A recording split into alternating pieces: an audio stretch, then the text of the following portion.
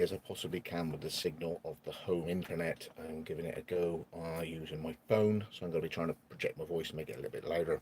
How to go at leather tooling of oak leaf. So I've got an oak leaf commission.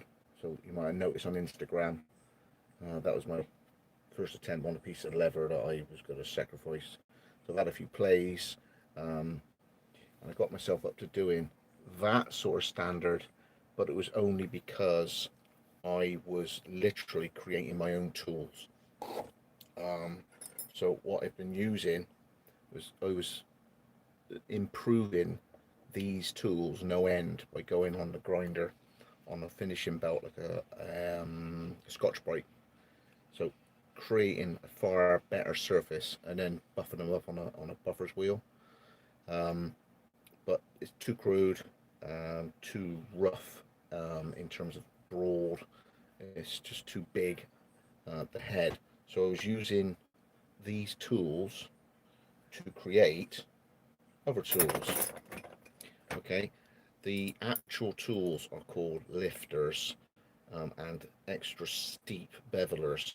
So what I was trying to create was this one here called like a thumb shader, I think it is. It should be more like a croquet mallet, very symmetrical, like two ends like this, but I created that so I could do other things. That allows me now to get something as narrow as that in there, where you could see that that big lumpy thing that I had, this shader, it's just too big and broad to give me the detail in those areas of that leaf. The other thing was the veiners here, which are these sort of nicky swoop things. I ground this down slightly smaller and sharpened it up. So what I did was I removed a lot of material on the, you can see how much I've removed on the outside. That made the veiner now thinner, so it doesn't look, it looks the right size now. So I've adapted that one. Also used this thing here. This is an extra steep beveler, so it's coming in more vertical, so you don't have as much sort of affected area on the outside of where you're tooling when you're beveling it around.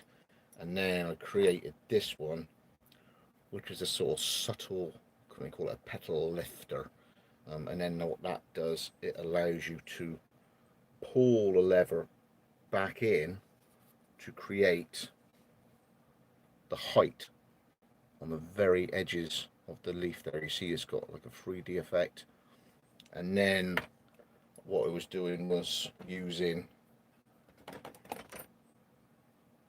like one of these ends on this tool here and literally sculpting it myself.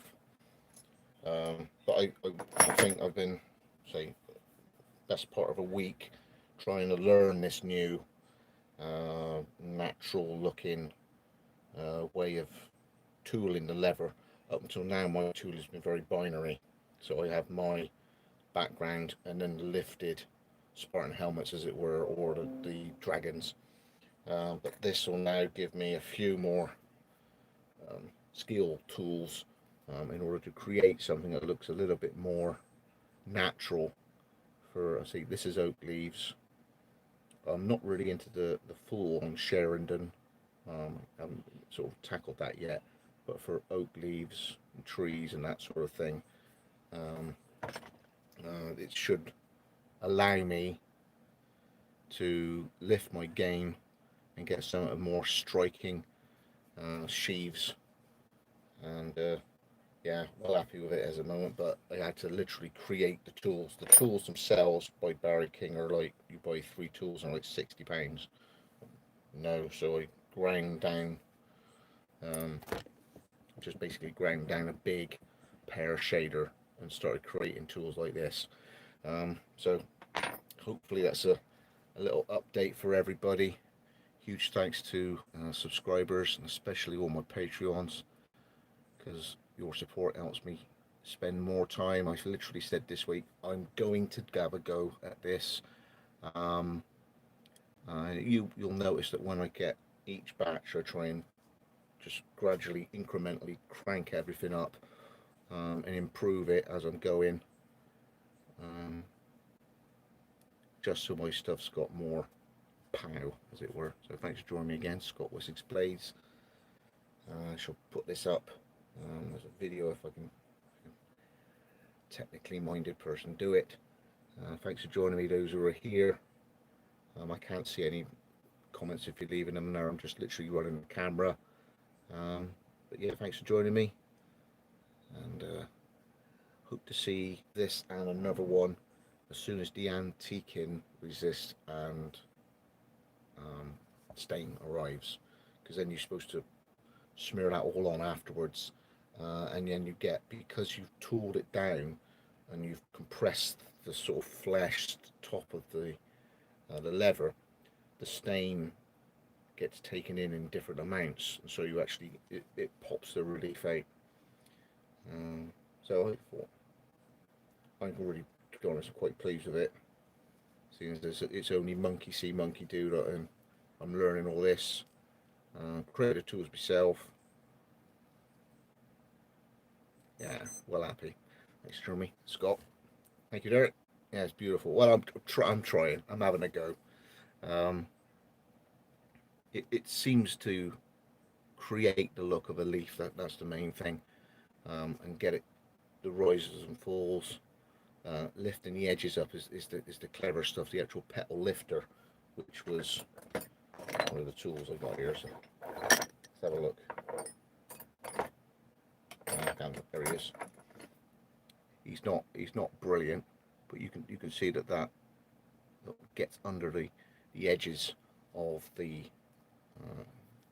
extremities of the limits there, and actually heaves the lever up, and as you go around you can sort of form it and push it once it's cased being it's slightly wet, and you can turn it into the sort of vague shape that you're after, but it's getting these areas here that look like it's rolled over.